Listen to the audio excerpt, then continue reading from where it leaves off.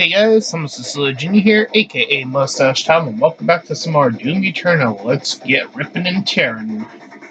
Whoop whoop!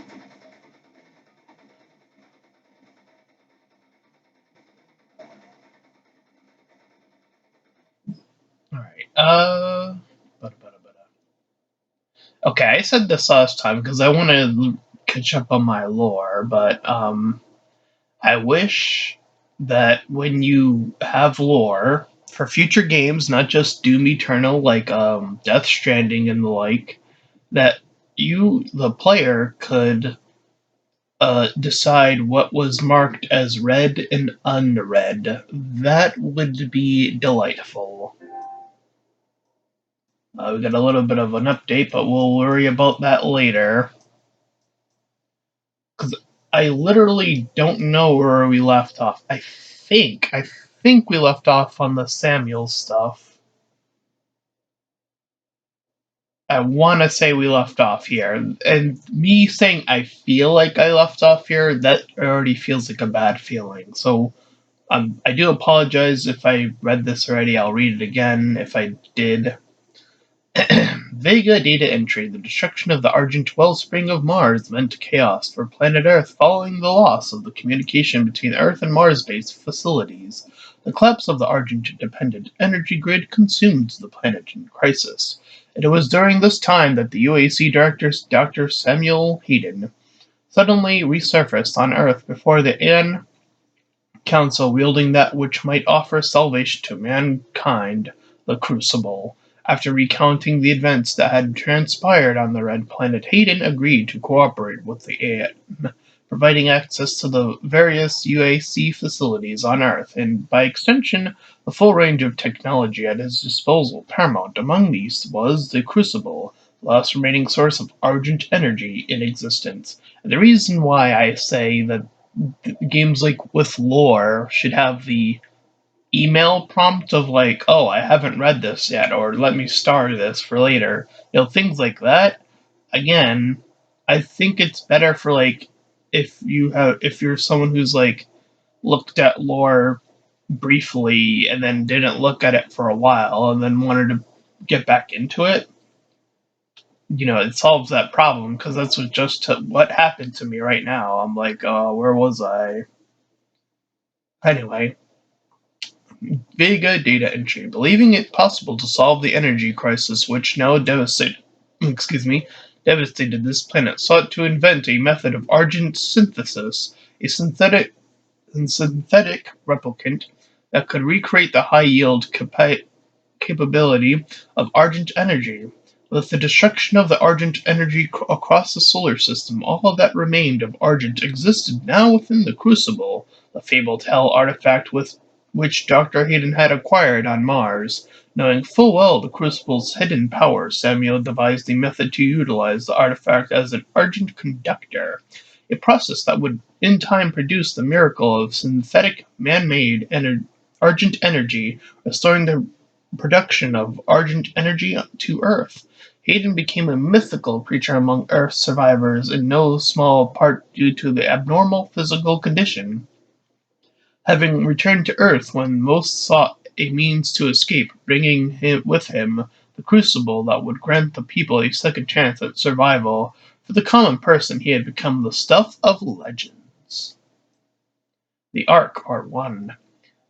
Vega Data Entry, a global military crisis relief initiative established by the Allied Nations in 2151.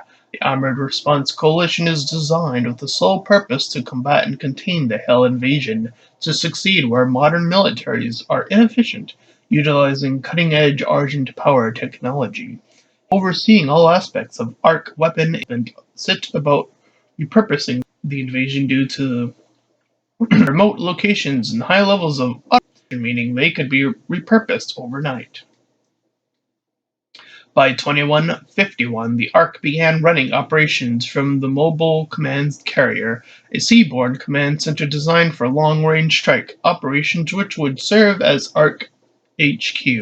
Their primary objective to locate the source of the Hell growth infestation, and in doing so, shutting down the emergence of Hell portals and and closing the gate between dimensions and the heart of the Armored Response Coalition is an aggressive research and development program in pursuit of the military technologies.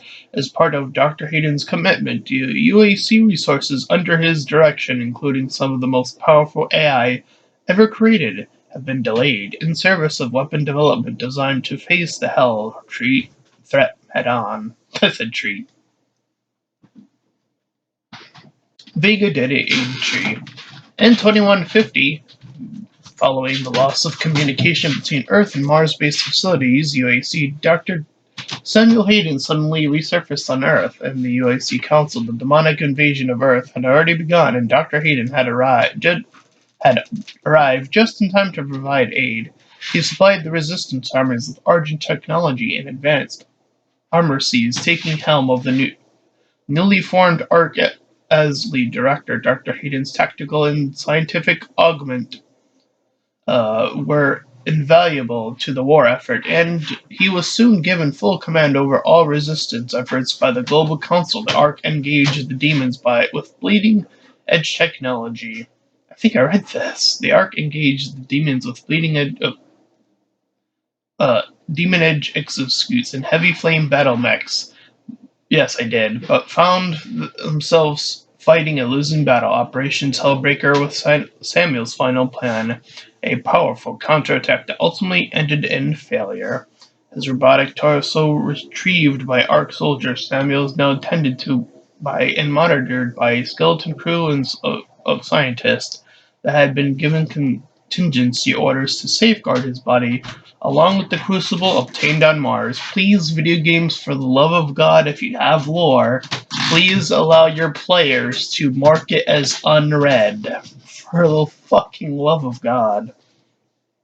Originally established as a mining and communication relay, the UAC outpost in Phobos began immediate expansion following the destruction of the Argent facility on Mars. The UAC Board of Directors, intent of retaining their monopoly on the Red Planet and its surrounding airspace, issued the construction of an expansive defensive platform using technology derived from the BFG 9000.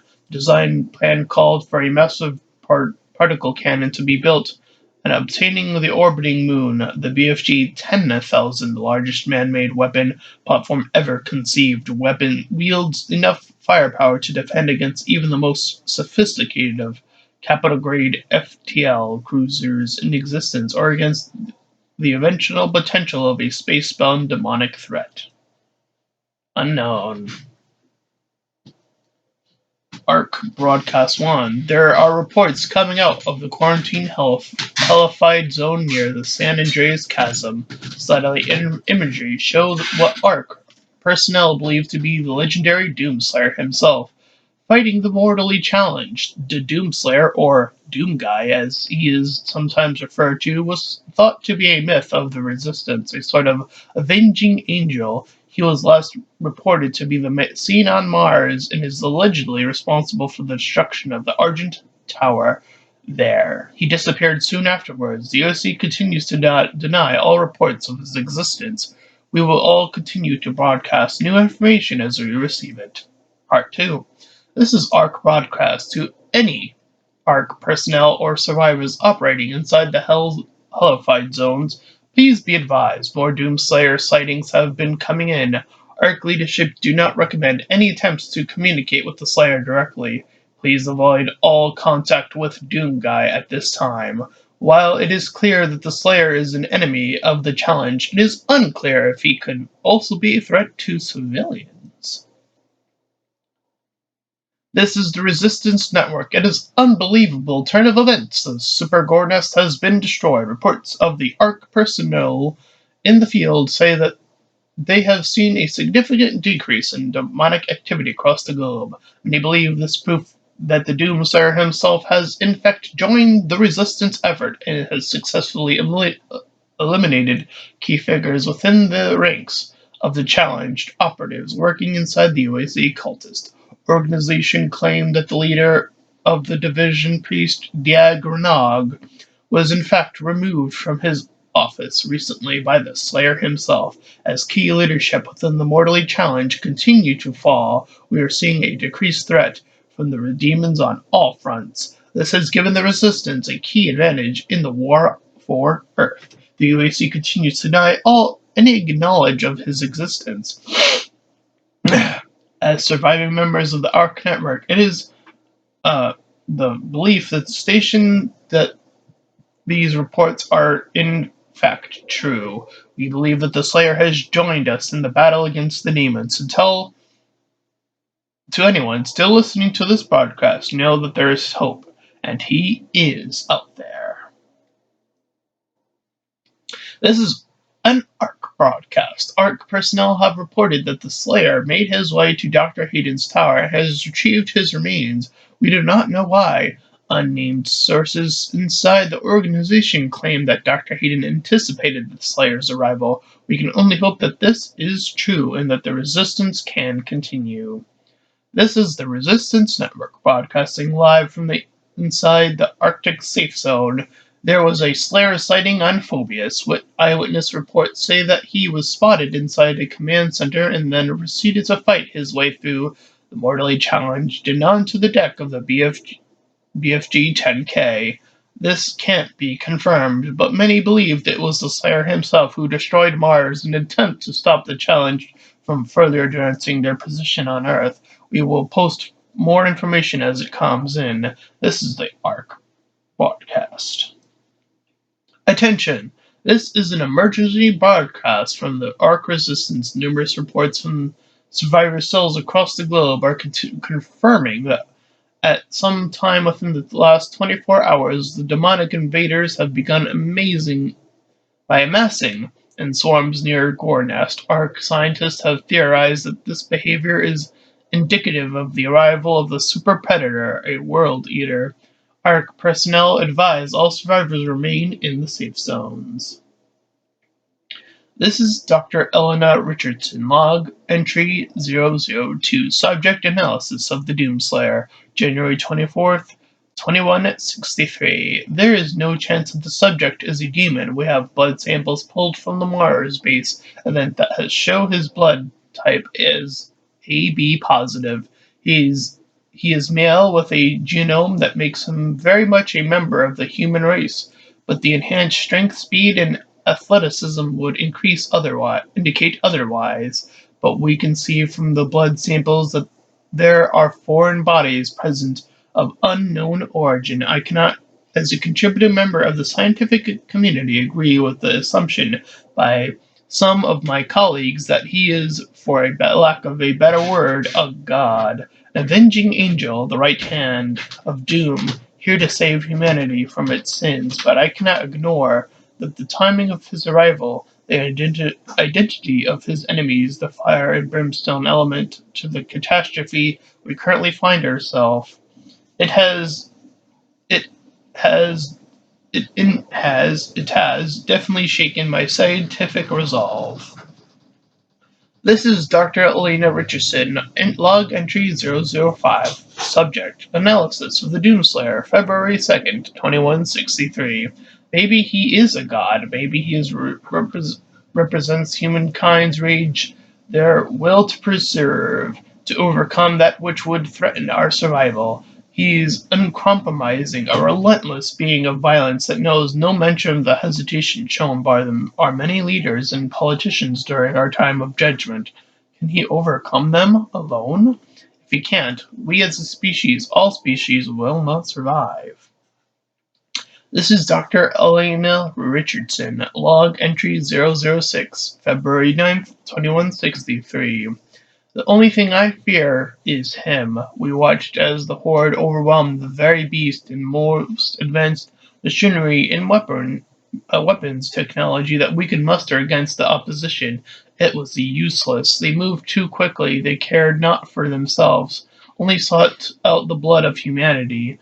They were willing to sacrifice their own to get to the heart of our world. We slaughtered thousands and millions more followed. But then he came. He cut through them like a sickle through a field, his fury surpassing their own. He is faster, more relentless. I believe him now to be more than just a man. He is Doom. This is Dr. Elena Richardson, log entry 007, March 3rd, 2163, and with him lies our salvation, for as he gains in strength, so do they fall in numbers. The priests command the armies to the north and south, but he controls the fight. The inner circle of death is where he resides, hunting them as the far reaches of the earth and beyond. I am a believer now. I feel it is in Doom that I have faith. The Slayer is the spear that stabs at the heart of our attackers, and those that would seek to harm us should feel warned. For there is only one dominant life form in this universe, and it carries a steel-barreled sword of vengeance. All hail the coming of the Destroyer. The Slayer's time is now.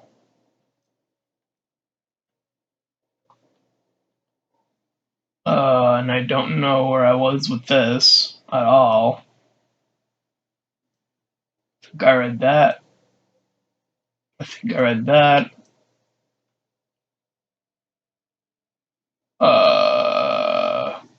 This was his homeland, right? Come on.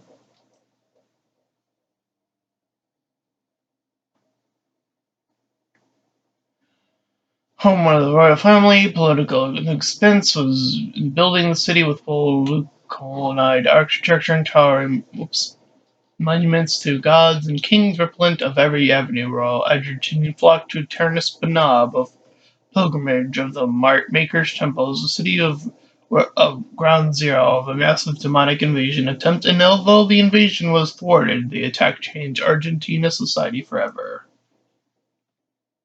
Within the infinite conscious matrix of all-seeing Maker God-made mind, uh, there exists every predictive variable of possible future timeline, each one known as the Maker Collective with the omniscient inextricable clarity. The God mind surveys these timelines, watching them form and expand exponentially. The fractal patterns in the fabric of existence among these infinite possibilities.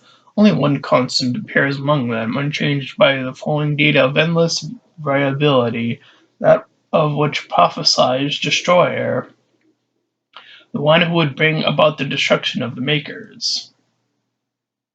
Excuse me. Ooh.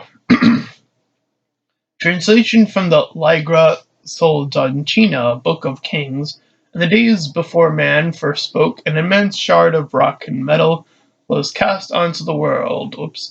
From the heavens. Thunder and cataclysm shook the lands, and the skies were torn asunder. The cosmic sphere cleft a hold to our mortal lands, pole to pole, from the cold waste of the umbral plains to the fetal swamps of Iron Fang, of the womb of the world, and open in the elemental wraths the firstborn spilled forth. They took to the skies, fierce in their emancipation and their exultation. They brought vitality to the land, and all that felt their breath were awakened from eternal slumber. Fierce beast in an unforgivable biosphere rose in the passing of their shadow. At the wrath call echoed across Argentina. First came the ancestrals, feral creatures invigorated by the magic of the race. They grew to enormous heights, mighty behemoths who waged war with each other for years untold. Their battles tore the land asunder and destroyed all creation caught in their wake. The wraith call continued to spread across the land, and soon the Argentina emerged from the steppes. Our souls stirred into form by the power of their breath. The Titans towered over the wide-blooded tributaries, but found them uncowed. The secret of the sword was discovered in the darkness of sweltering mountain forges. We beat steel until it was strong enough to pierce bone and sever flesh. Thus we came to be born of rock and fire, lowly in birth, but risen by the strength of our will, by the blindness of our first ones. We forged sword and shield and took the hammer to the ancestrals. We claimed domination of the creation by right of blood and magic, and the time of man came to be. With the ancestral beasts driven back to their bleak valleys, we rose. We tilled the fertile land, husbanded beasts of burden, and built towering cities in a hallowed palace of the obsidian throne. We crowned King Armario Ameria, the father, the first of the line that shall reign in perpetuity. We built the cathedral of reflection to worship the first ones and formed the order of the Deeg, whose priests paid tribute to the wraiths and appeased their temptatious hunger. Our sons and daughters chosen the path of the sword and the shield and the path of the alchemist. Each duty honors the gods. Though our ways were righteous, we were not without strife. Storms and great quakes cast our spires down. Barbaric tribes lay siege to our fields, and searchers of the great gifts Mother Argentina has bestowed upon our world, and the song of the Wraith Call threatened to drive lesser men to madness. We were not lesser men. We defended that which first ones gifted to us, our lands and right to the bounty withheld within. We beat back the barbarian hordes and hardened our resolve. We rose above the fire, our bodies and souls tempered, and our unbreakable will was shaped in the forge of battle, where emerged was the heart of the Legion, the order of the Night Sentinels. Oh, I see. Sentinel history. These are the badasses. In a time of grief, when King Estrix took to the throne, a blessing came to the people of Argentina. White porcelain beings from a world above our own brought gifts to Denur, observers to our great deeds, admirers of our convictions. They sought to make bond with our swords and bring lasting order to our world. These were beings unlike any we had seen before. Sword and shield had held no weight against them, for the ethereal flesh of these luminous beings seemed unbound by mortality, able to move through time and space. They held sway over all dominions of the known and unknown dimensions. Through their ways we grew stronger, our society bolstered by their infinite wisdom and all well knowing power, assuring our people safety for all time, in this world and the next, where we sharpened the blade and mastered our magic. They bolstered their soul and spirit. Death would no longer be the end for our people, the ones we call the Makers. Our new allies in this brutal world have given us the security in death we fought so hard to achieve in life. We would find eternal peace, and our minds would rest easy with the knowledge that those we fought alongside in battle would join us in the lands beyond the mortal plane. The strength of our ways, the purity of our essence would be Maker law. Grant us passage to the great city in the clouds. There our women and children, warriors and kin alike would welcome us. We adopted the holy doctrines of the Makers, gifted in exchange, with the chance to earn eternal rest for our immortal souls in blessed Urdak. The convention we held now under the embrace of our new gods fostered a peace we had never known, for they were unlike the first ones, whose presence offered no paradise from fear and the uncertainty of existence in a harsh and unforgiving world. The Maker's embrace was warm and guided us into an era of spiritual prosperity. They were fucking tricked! With the machine and enhancement of the Makers, the Argentina brought our new-found clarity to the desperate realms of the Empyrean world void. We took flight with the support of our God, spreading the enlightened word of the Khan Maker. We discovered that there was not one enemy, but many worlds and peoples unknown to the Argentina we unveiled, and we saw our own. Whoops.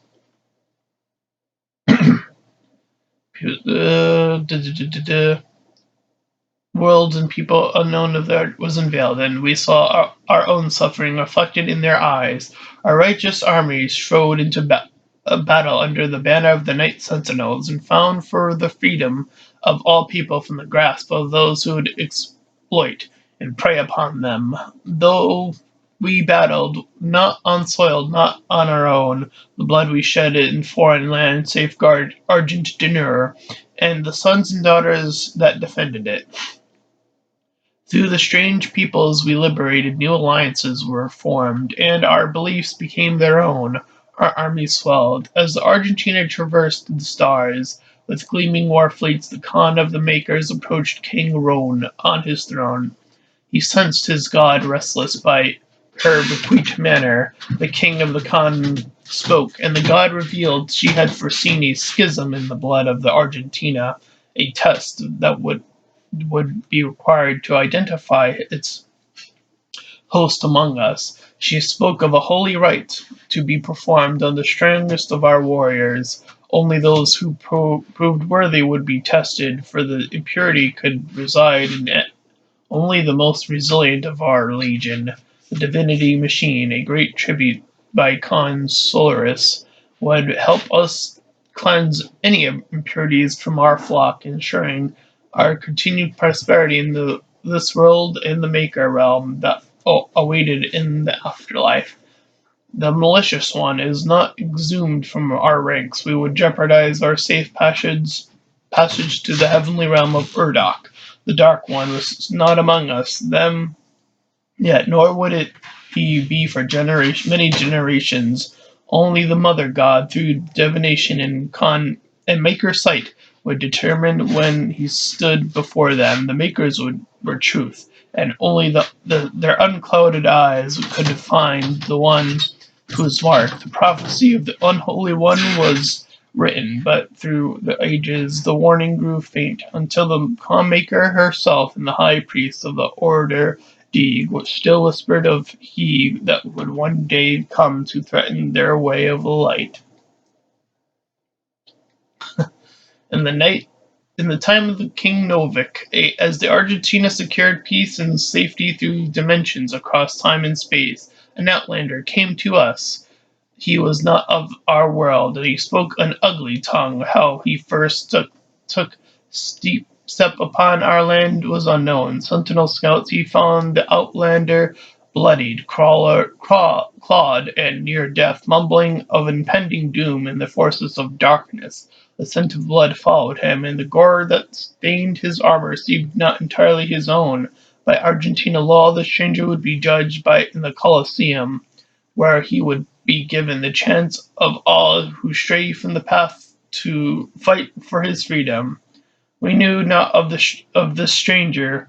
His mind seemed crippled with rage. He dressed his entire attire not suited for our lands, and carried mu- mu- munitin of arcane origin. We watched as his will overcame his injuries, and in the blood arena he proved his worth. The Outlander's technique was crude and brutal, but the determination in his charge echoed that of any true-born sentinel. His war cry echoed to the Colosseum, and he as did the sound of his fury, and the guards cheered his banner. Rip and tear, they shouted. And the beast pushed beyond mortal wounds and certain death. He would be gifted no rank, no title. The survivors in the arena were provided only one reward, the right to earn an honorable death while spreading the blessings of the Makers to those in need. The Outlander's determination was witnessed, his ravings documented, and through the word of the Order D, the Conmaker had him brought before her. She set her minions to learning his tongue, for with his ugly words he spoke of lands unseen, creatures born of fire in a dark place unknown to the Queen and her caste. Yet another opportunity to expand the gift of the Makers to those in need. On the eve of the Black Star, the Black Ones came from a world beneath our own, not through ship nor epher- ephemeral vessel, but through the fabric of dimensions. Out of swirling, fiery gates came horned beasts from a timeless realm. First one, then many. Crashing waves of evil swelled the obsidian forest of the Argentina overlands. The Orleum clans from the eastern mountains fell first to the black hordes of the devils, and the city of Tellurium was slung under the weights of their charge. We sentinels, though, rose to meet the beast with spear in hand, the might of the holy fleets striking back at the demons, but the dark gates from whence they came gave birth to still in even greater hordes. A line of blood was drawn with the fallen of both sides, and the unholy wars began as the time of darkness came upon us. Unlike enemies of the past, we could not contain the demons emergent from the dark realm. The weaponry was not conjured from machined steel, but from the essence of their very being, a dark magic not known to us in our many conquests.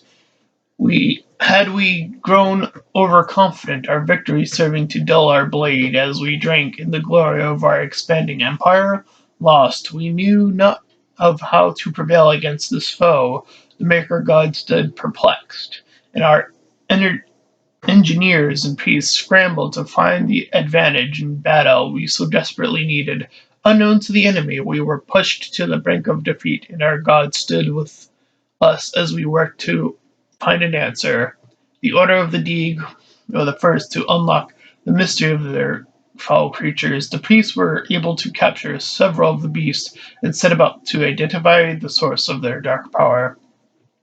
It was then that the essence of the dark realm was discovered, not wholly unlike our own. This power was the life essence that flowed through their twisted form and powered their attacks. It could be harnessed to power our own weapons, giving the Argentina the chance to combat the demons of an overfoot folding. The priests believed that the greater knowledge of the essence we could discover its source and cut it off from the demons and strangle their enemies from within, allowing us to regain the advantage we required for victory on the battlefield. The Conmaker gave blessings to our majesty and directed the priest to delve deeper into the mysteries of the scarlet elixir from the demonic realm. From she saw For she saw only the return balance to our universe. Proper assimilation was required as hell stood beyond her influence. After great effort, the priests discovered more than they had ever hoped for. They learned of the true nature of the demonic energy and how it could strengthen those skilled enough to harness its power.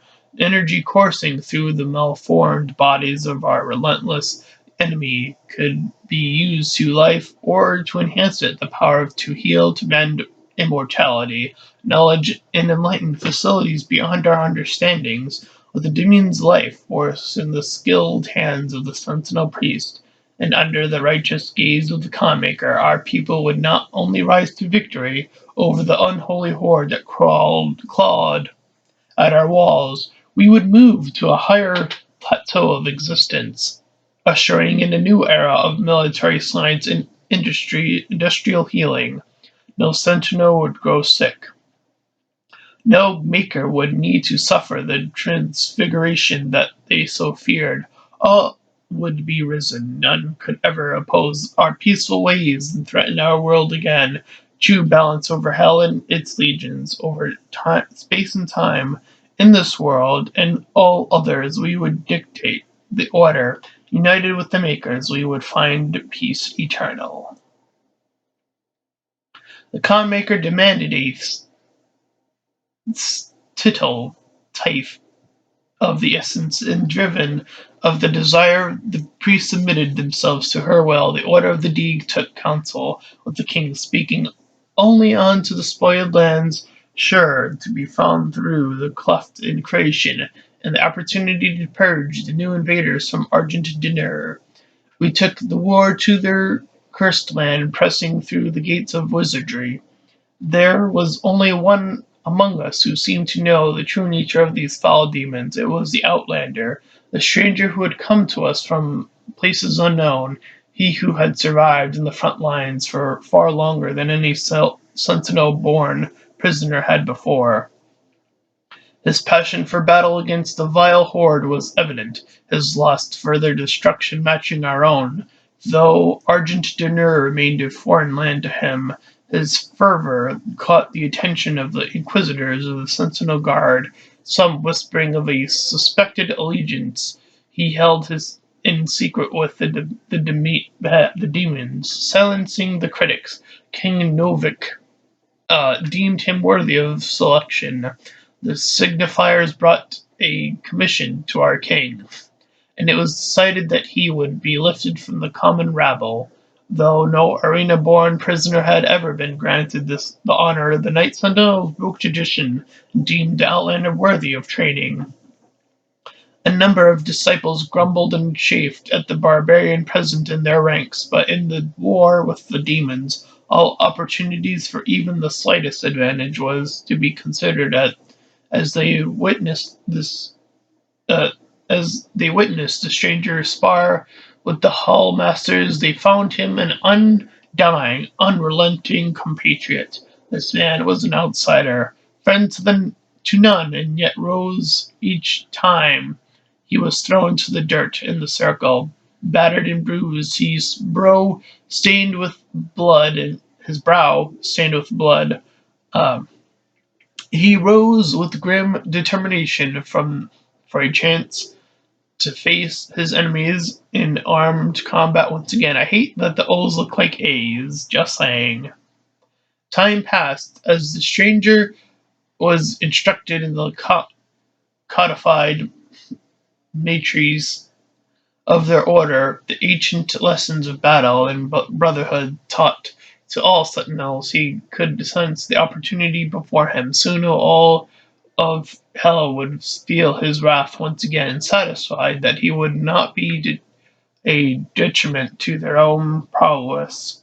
The Night Sentinels granted him his wish as they ventured through the Hell Gates with the stranger in tow.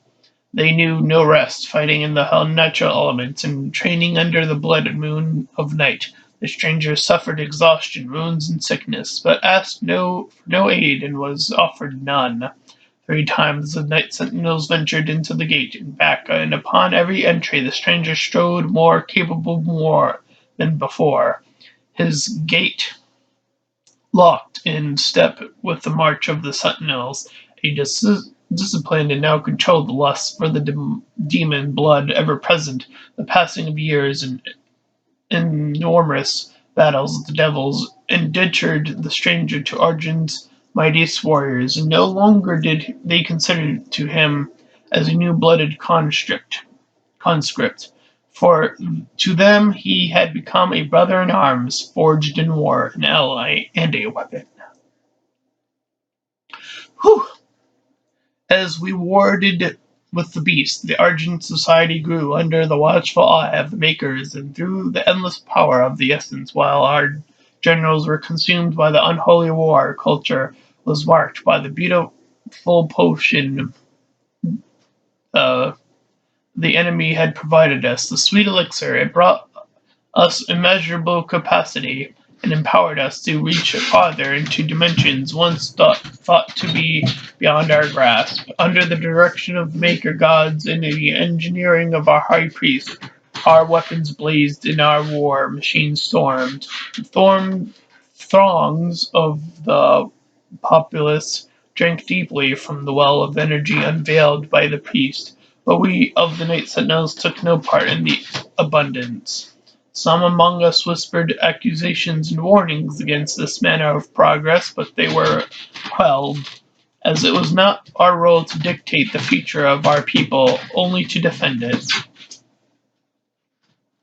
As the black star ascended in the zenith, King Novik sat restless on his throne as a howling darkness began to assemble just beyond the mountain rise to the east. The blight came upon us in droves, flooding forth from the Hellgate with merciless fury.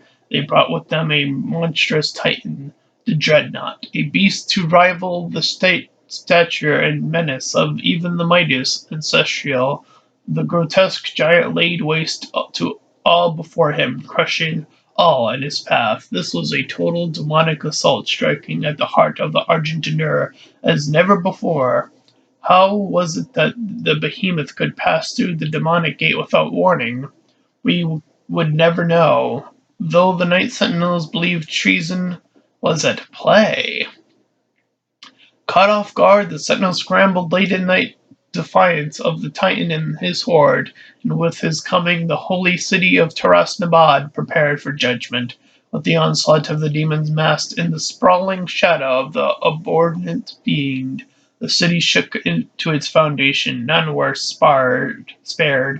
Saved those that fled north, the vile swarm ransacked our temples and palaces, burning our towers and feasting on the souls of our clergy. Yet the night sentinels rallied and held fast against the demons, though they were pushed back and corralled at the blood arena.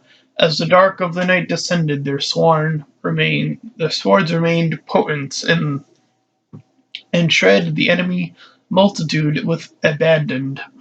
Amidst the unyielding ranks of the sentinels, when all other apprentices had fallen in battle, stood the outlander. Rip and tear, he roared, ferociously in battle. The remaining conscripts of the arena stood in awe as they witnessed the beast who had once raged within their cells, now armored alongside the soldiers of his sentinels brethren.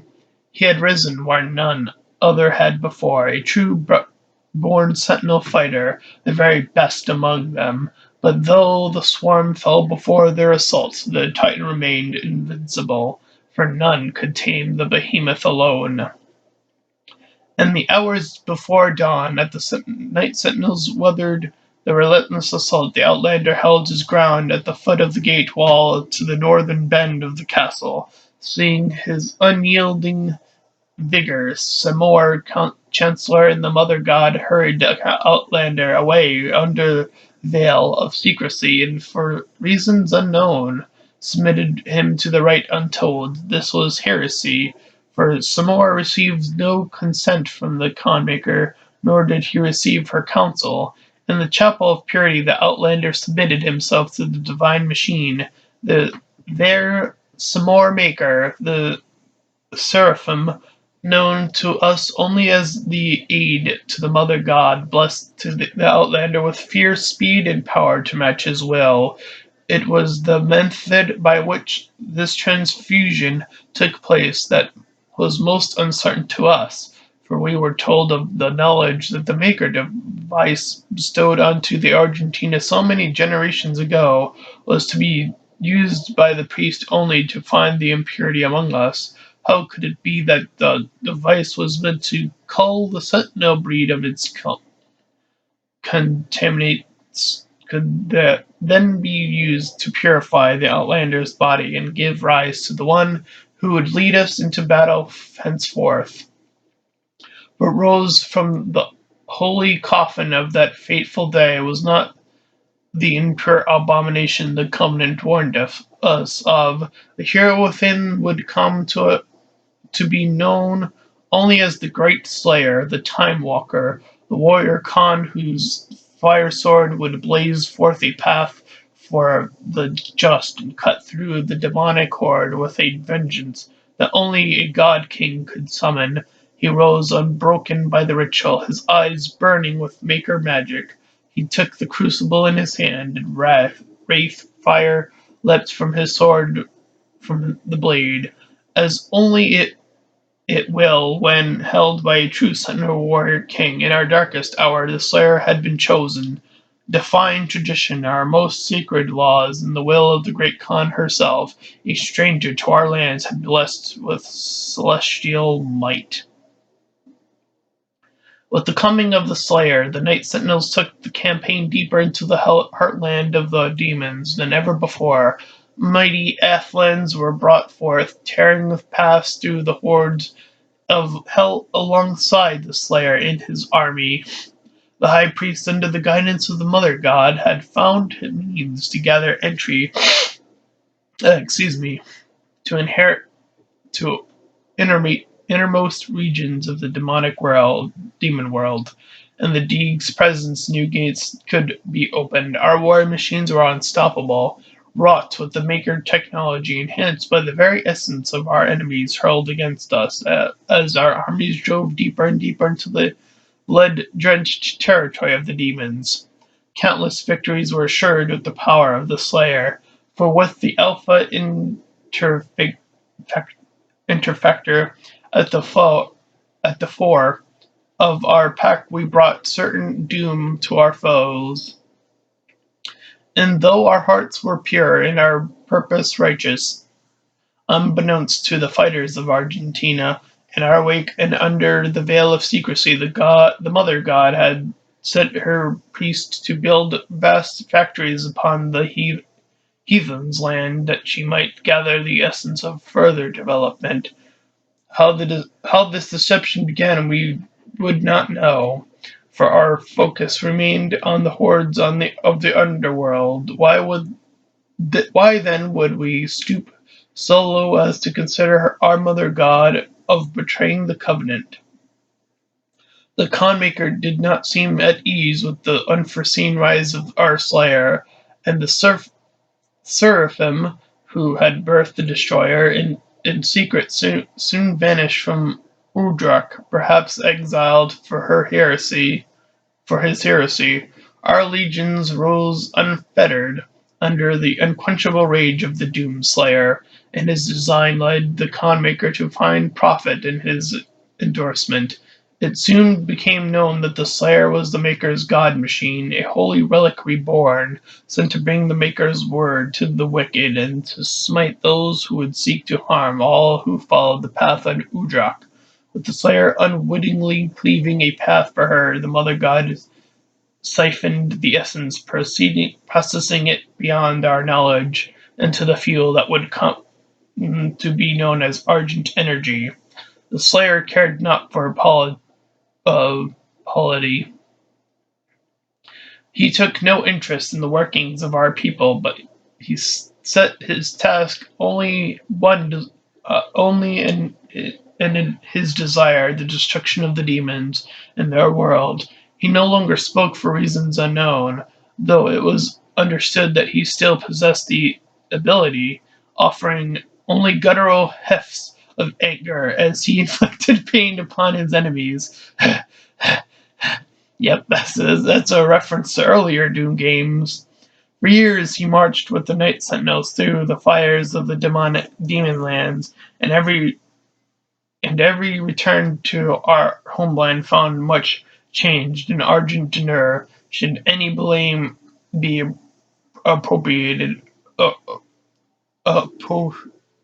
proportioned to the Sentinels, and it is this: in our fervor we were negligent to our people, and did not see the rising tide of our evil crusade empowered. We knew only the enemy laid upon us and the wealth of Argentina at our backs, and did not pause to seek the cost and method of this progress.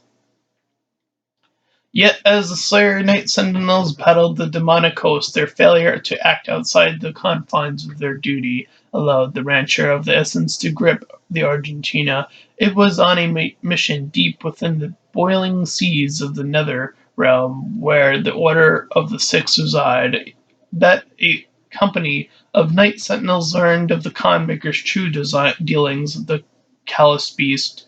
By Maker design, it was kept secret from the Sentinels and Argent people alike that the essence we had grown to so reliant on during this war was comprised of the very spirit of our brothers and sisters who'd fallen to these vile creatures. Jesus Christ. The truth had been uncovered that all beings who found their end by the demonic horde would become a vassal of the hellscape, their flesh in time twisted into the very demons we fight, their souls extracted to create the essence, that power, the world and ours. The victims were the enemy, and the enemy would become us. The soldiers stood in awe at the base of our factory dedicated to such action, a place where the bodies of the slain were sorted and processed, tortured for the mill to have their souls extracted through sinister magic. Enormous vats of pain and suffering, ethereal energy, the haunting sounds of lost souls awash in an eternity of servitude, transformed into into energy to power our struggle against the dark realm and its malice. But worse than the grim reality was the discovery of the machinery which was used to enact the vile process of Fallen had been subjected to, for it was not by hoof and claw that this blasphemous technology had come to pass, but by the hand which Argentina guided the Mother God's desire. We had fallen deep within the grasp of the enemy. What we would had fought against would not reveal itself to be true. Without Constance, we had no sway over the Argentina populace. Regardless, the honor of the Night Sentinels would have to hold up the variety of these claims, and the Mother God could be divinity no more. In secret corridors and clandestine conference, the Night Sentinels would find those among them who similarly distrusted the essence and had foretold that the swelling corruption, once the truth could be shared, the skeptics became members of the Sentinel insurrection, and the breach between holy and unholy Argentina began to grow. The truth cannot be denied. The unholy spires raised in the barren lands functioned by blessing of Maker design. Maker machinery. The Khan had betrayed Argentina and made her concert with the demons to harvest their essence, in returning granting them access to all the worlds under her influence. A symbiotic relationship had formed, and darkness now had been balanced by a light. For where there was a heaven, there would there would be a hell. The fellers would be granted passage to Urdak, and the sinners would fall into the fury pits of the dark realm. This word would be spread from all cultures in all worlds, in all places. We were not without blame, for it was our people, the priests and sentinel engineers, who laid the work in place. Argentina's slaves had built the dark factories in our place, and our own ancient Wraith energy helped purify Hell's elixir into the miracle fuel that now powered the Maker's word and our own. The Night Sentinels spoke of the evil brought by the essence and carried their word to all who listened. We had helped to create this new dichotomy, and so it must be for the Argentina to stop the spread of this pestilence, the new phase of existence, the dark and the light. If not for us, then for the innocents whose words have yet to fall under the spell of the Maker God and her unseen allies in the Hell dimension. Even when the Night Sentinels returned from the demonic realm with the tales of slave factories that damned the souls of the innocent, the indoctrinated masses of Argentina took no quarrel with the Makers. They were indebted to the demon essence, the ministers deliberating but finding no basis for change. The messengers were cast down for daring to speak against those who had gifted us so much, our gods. The Makers, in their infinite wisdom, would see fit that the faithful continue life anew in Ardak. They feared the wrath of the Mother God. A lifetime of servitude would not be undone by the insurrection. This was simply another trial, a test of faith, to identify those who were truly worthy to experience life eternal in Urdak. The Argentina would not waver in their resolve. The Night Sentinels prepared for war once again, though this battle meant drawing the blood of their own brothers. Our army had seen the work of the demons firsthand and knew its evil. They had returned to the way of the Wraiths, and though their armament was diminished without the essence, it remained pure and righteous. A division amongst the Argentina had occurred. one side standing in opposition to the doctrine of the Makers, the other locked in belief. The Ascension Empire was compromised, of the faithful and misled, wielding the discredited energies of hell, the power of the Makers, and marauders who had sided with the Khan. The Night Sentinels were bolstered by the free people of Argentina and had mightiest of killers, the Slayer himself. Plans and tactics were drawn. The Sentinels would close the Argent energy factories in Necroval, that of which fed the world of Udrak directly with the supply of fresh essence that would stop the flow. The slumbering reefs would wake from their sleep and give Argentinur courage. For years, the war raged took its toll on the soldiers, and their armories laid slack with the blood of their brothers on a cursed battlefield. Finally, opportunity to end the war had been discovered by the Order Diag and the Night Sentinels. With the Slayer at the head of the army, they gathered to traverse through the gate and sunder Necroval, the city of the dead. The Order of the Deeg, the high priest who had pledged their allegiance long ago to the Night Sentinels, worked in service of our mission. Those of holy priests who had served the Argentina since their time immemorial assured us that the way was clear. A new plan was set to march into the accursed walls of Necroval and smite the factory, cutting off the flow of essence to Urdak and denying the Khanmaker of her prize. Our forces took spear in hand and advanced, and in its threat it is there that the venom of treachery struck. Upon entry through the hell portal, and the Night Sentinels were scattered into the winds of unplanned chaos. Our warriors were separated, our ranks split, and the gates twisted and hurled them across the unholy realm. Of some of our warriors appeared near to the gates.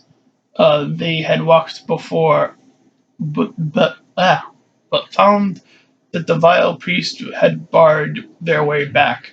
Then the trap was sprung, and each lone Argentina found himself set upon the bloodthirsty multitudes of demonic beasts. Let it be known that the fact it was not the priest alone who failed the northern armies, but one of the Sentinel's own.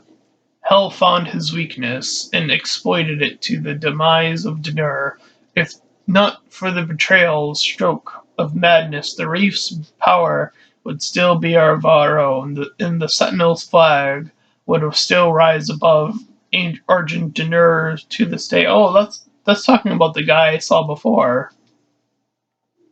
Scattered in hell, abandoned by their clergy and reinforcements, the Sentinels proved their worth in would in what would be their final war with the forces of all evil. Unrelenting power in the face of certain death, the Sentinels crushed hundreds of demons and skewered titans. With their Athlans held no more fuel, the Sentinels took to the ground and fought the swarm on land.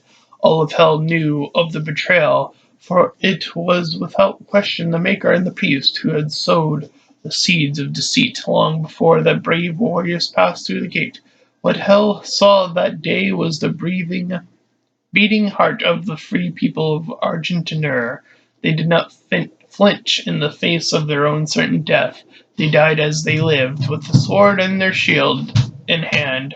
Urdak too low a place to house such giants. Theirs would be the fate of the warriors gods remembered for all time. Lord Sash, the stalwart banner sergeant, was found with his war standard pierced through his throat of a great beast, his body surrounded by the corpses of enemies. Roan the mighty, the light faded from his eyes, had eviscerated such a multitude that their entrails clung to the black rocks like vines, were relentless until the end, had broken his blade on the backs of his foes, and by the time he fell he had slain another 20 with his hands alone. The priest believed The Sentinels all slain, but were all Argentina born to overcome rumors, deemed heresy by the Order D, persist in claim that the Slayer himself still rages in the unholy realm. None who live can know. For the future of Argentina has been bent and twisted by the perverted vision of the essence drinkers. Never again will the light of the race illuminate our world. All has fallen. If the Slayer does not live, let him carry out vengeance forward. If he persist, let him wreak violence unto those who have wronged us. May the blood of his sword never dry. May his war never end until the guilty have been punished, and may the evil never again spread its shadow over another world. May he rip and tear forever. Oh, there's more. But that has been an hour of lore, so let's go. Inside that citadel is the soul extraction chamber. We must make our way through and to the top, where the pure Argent energy is exported directly to Gaia.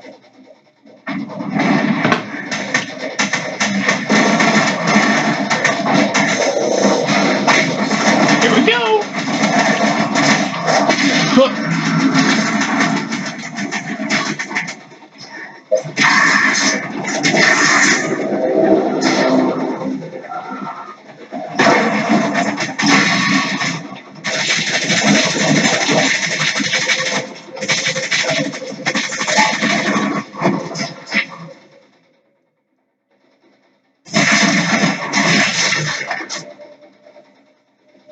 Whew.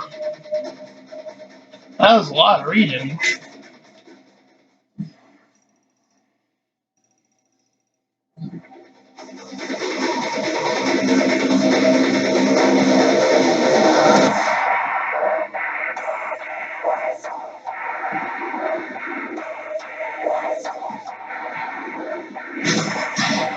Yep. 7.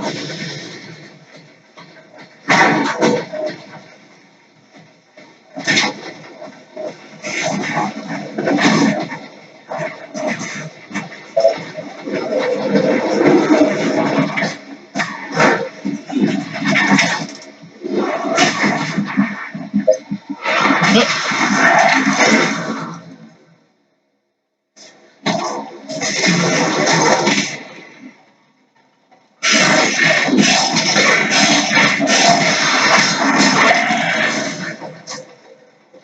Oh boy.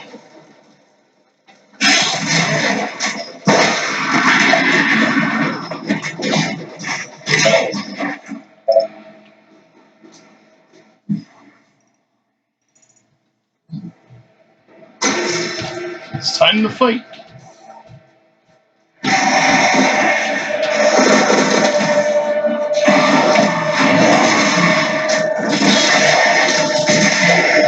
Hi.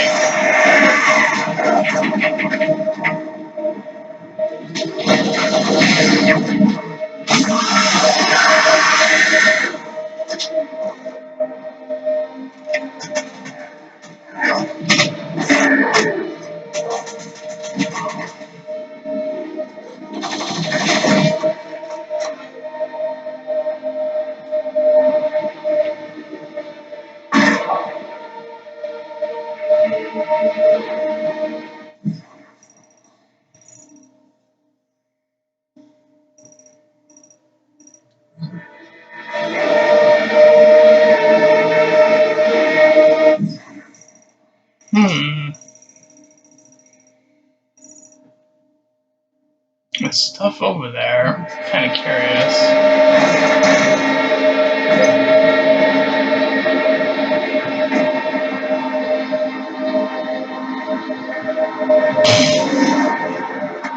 Well, I can't say I didn't try.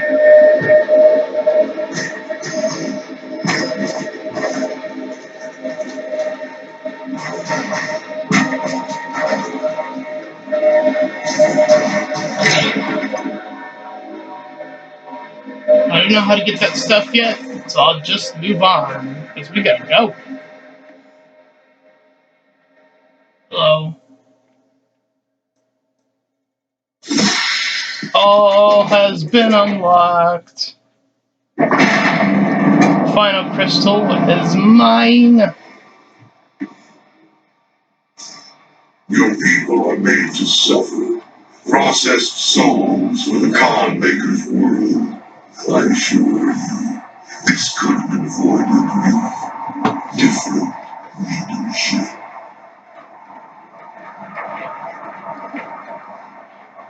There we go.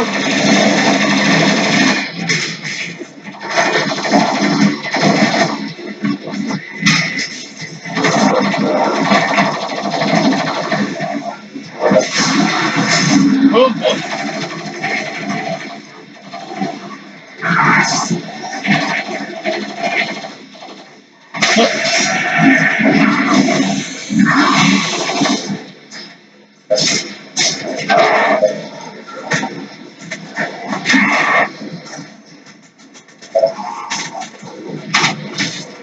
Yeah, buddy.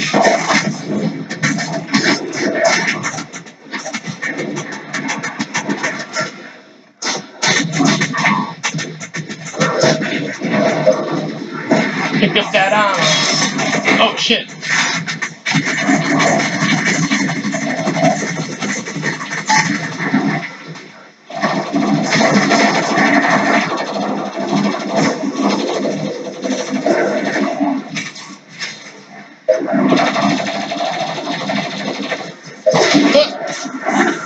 Give me that big left.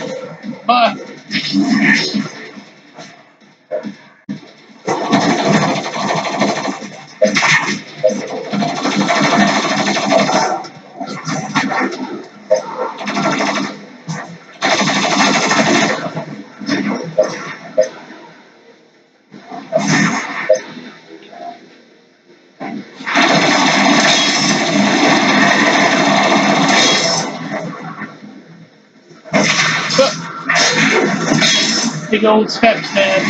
Oh, empty ammo. Okay.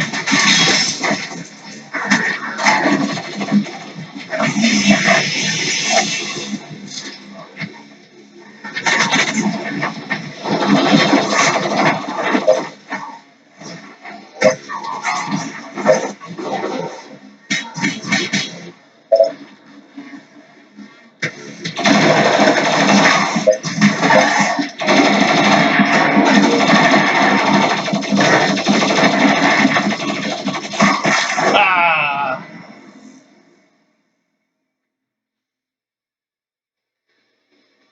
God damn it. Doom Hunter. It got me.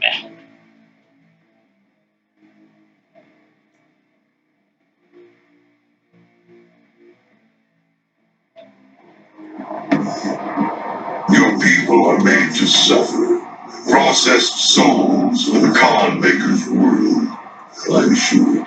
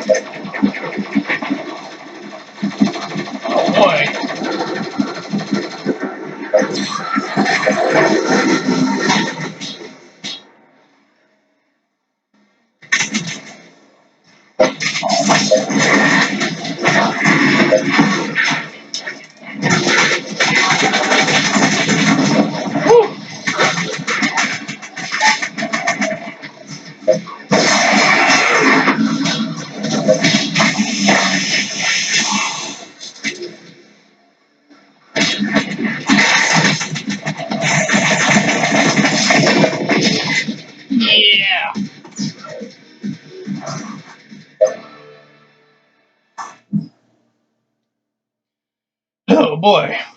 Vega data entry. This is one of the soul spires identified in the Argentina text belt to the central columns of Necroval. Although most soul spires were linked directly to Argentina through a Hell Priest created continuum gate, this particular one is linked to Urdak, the home world of the Makers. There is one continuum gate here, presumably due to the Con Maker's natural destructive of those under their charge. Soul Spires were okay. I'm gonna have to read this later because this is under a thing that I've already fallen behind on.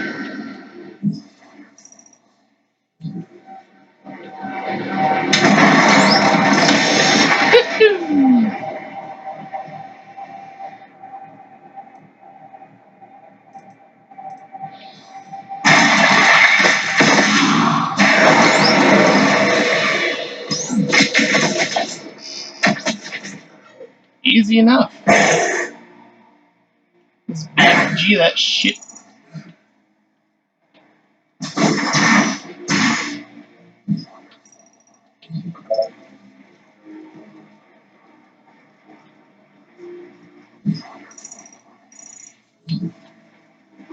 I missed it. This is raw Argent energy. The suffering on Earth, the bloodshed, all of it. For this. Once the soul was extracted, the husk of the human body over time transformed into demons. From now, the extracted soul remains. The power of their will, the essence of hell. See.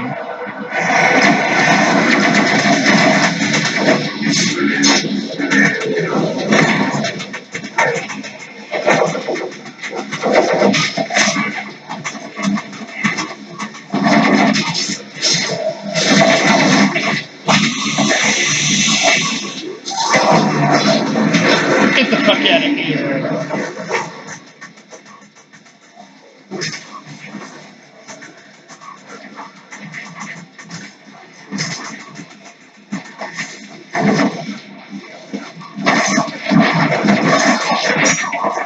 Oh, what?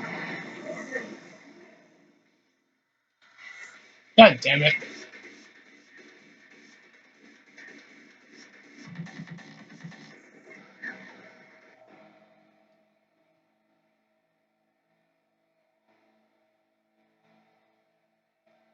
Alrighty.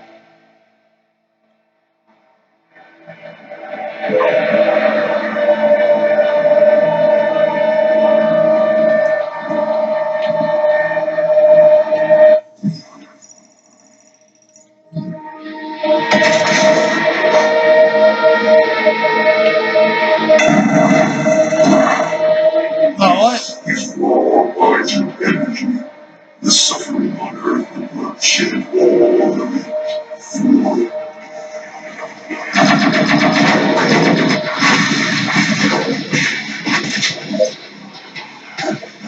Oh, hold on. Ugh, my eye.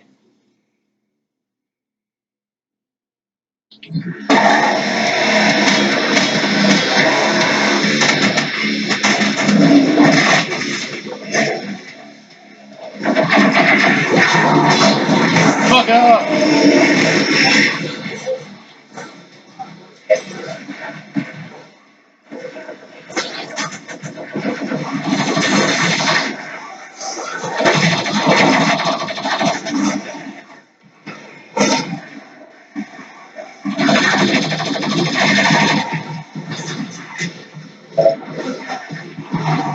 No! You are not allowed. Get out of here with that shit. Uh-oh. Fuck you, Pinky. Uh-oh.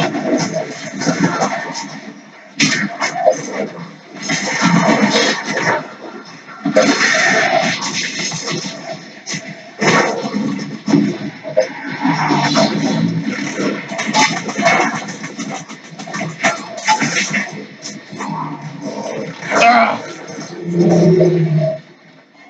What? He lived! Oh, fuck off.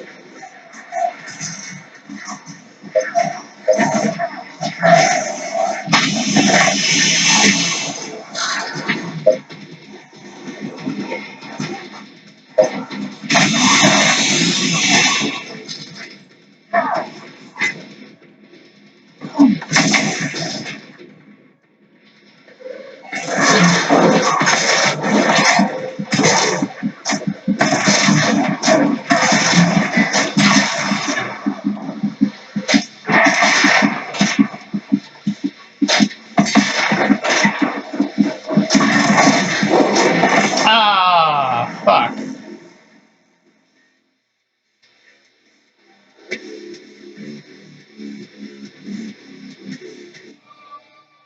Ugh, fucking marauders.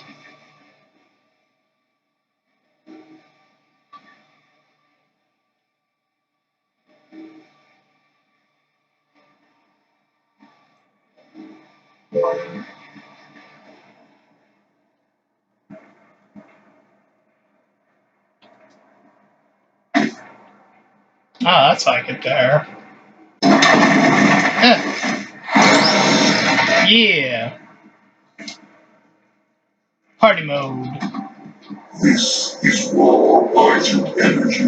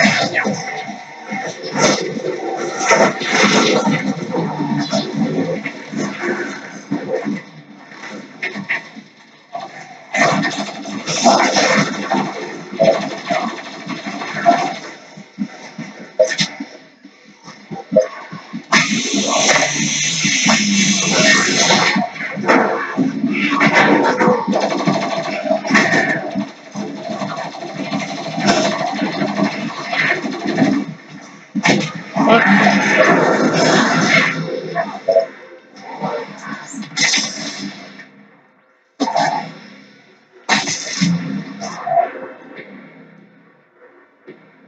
Woo.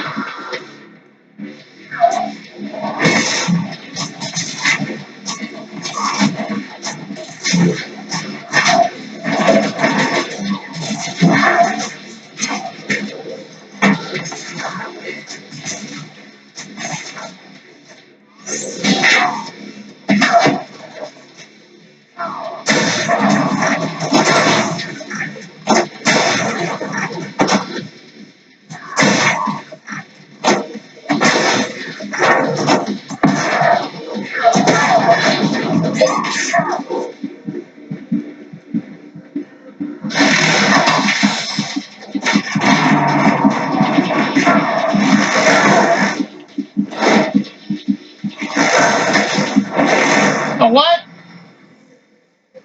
The sword doesn't work against him? Well, that's kind of useless. You would think.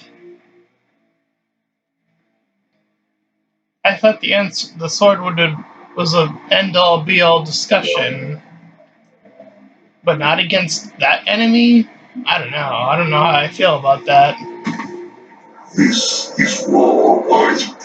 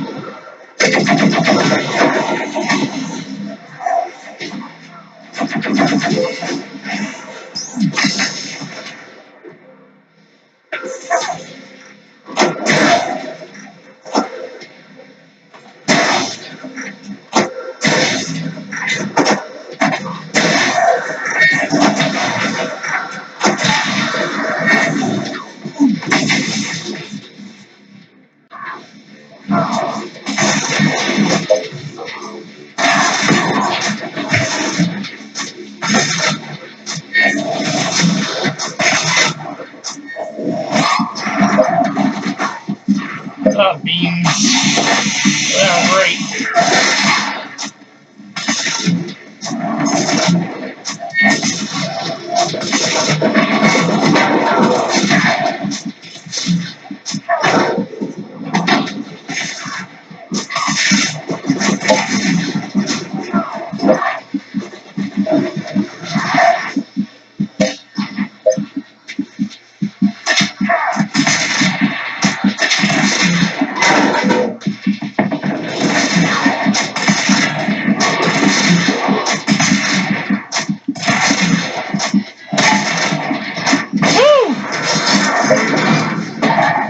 Every time with that guy.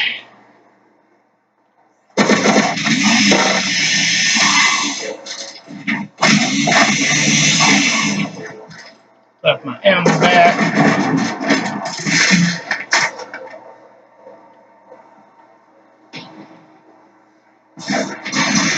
Yep. Alrighty. For later.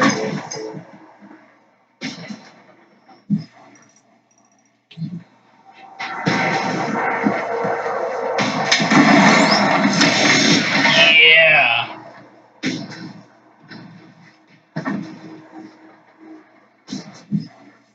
There's a secret below me.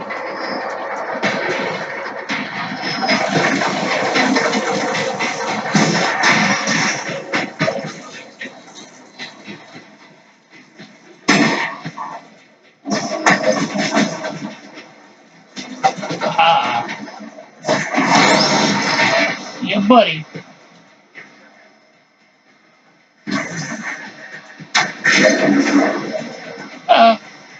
Okay. I can live with that.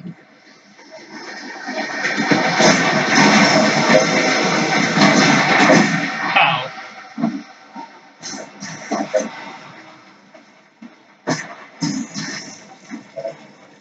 Ow.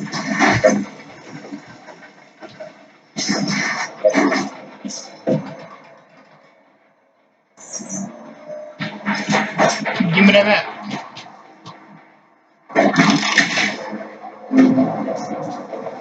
And away The we demons go. only utilize a portion of the resources that come from the soul. It was the Makers and the Sentinel Priests who discovered and unlocked the true power of the essence. They combined Sentinel and Hell energies together, refined it, and created large. With it they did wondrous things. Saved worlds from extinction, healed the sick, and gave infinite power to those worthy of it.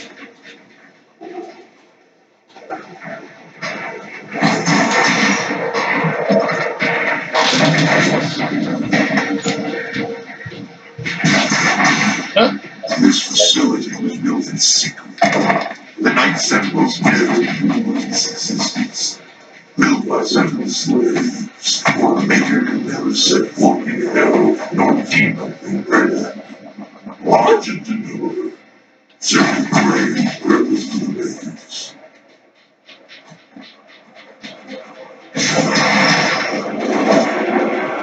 This machinery was not made without Hell's knowledge. A deal was struck with the Dark Lord. In return for access to more worlds for Hell to devour, Hello. the Maker decided energy would Thank you. is done holy and cannot stand any longer. Going up.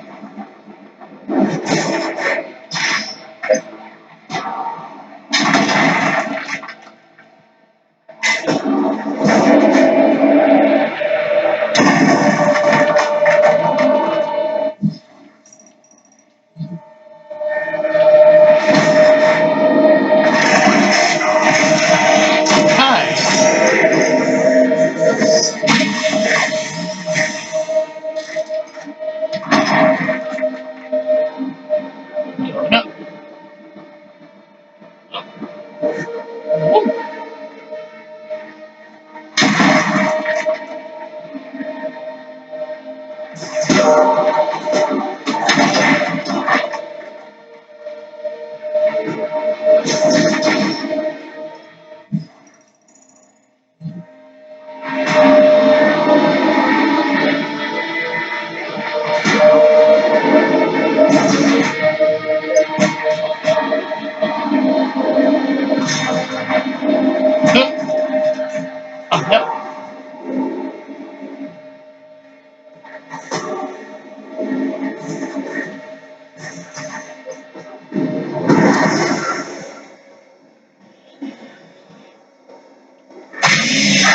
Hi.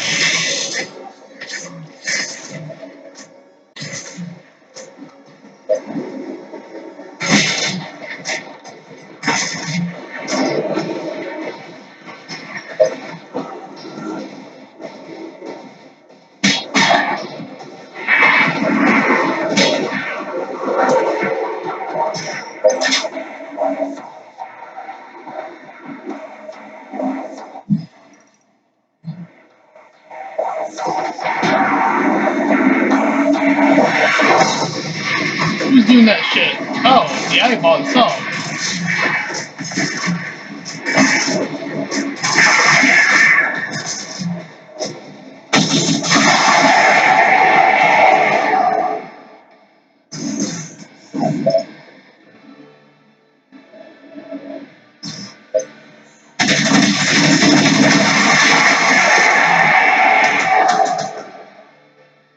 There we go.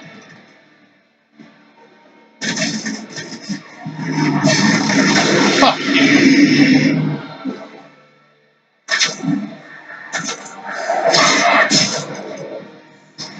Ow. Yeah, give him the sword.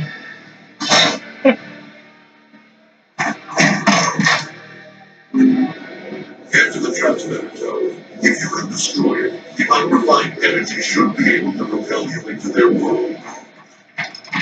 I saw that secret beneath me. What The the hell? tower is held aloft by two enslaved titans. Break the chains, dropping into the well below. Hello.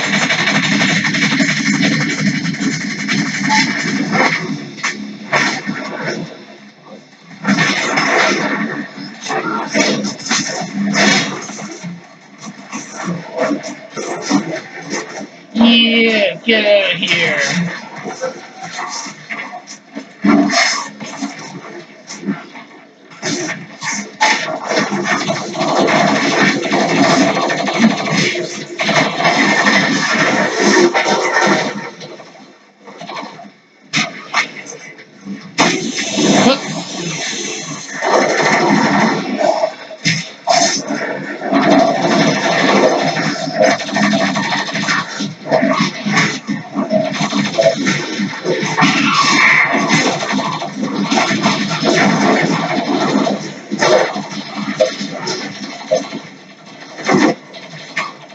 Oh boy.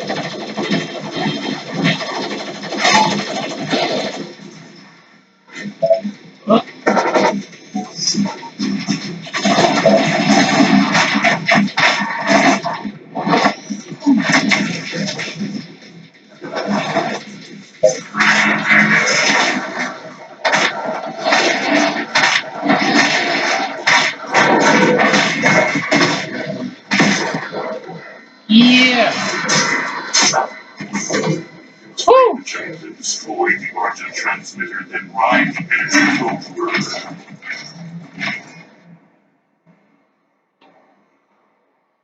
Oh boy.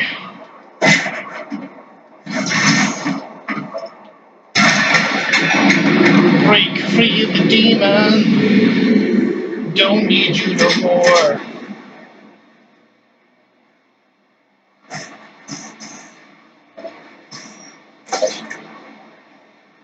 Get out of here. The conflict awakening the icon of Satan. We must hurry.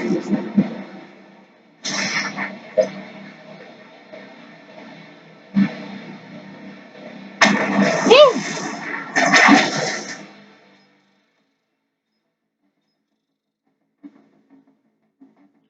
Alright.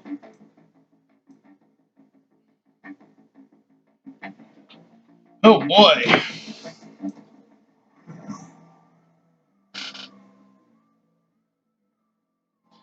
Well then, that's what my Doomsayer looks like now.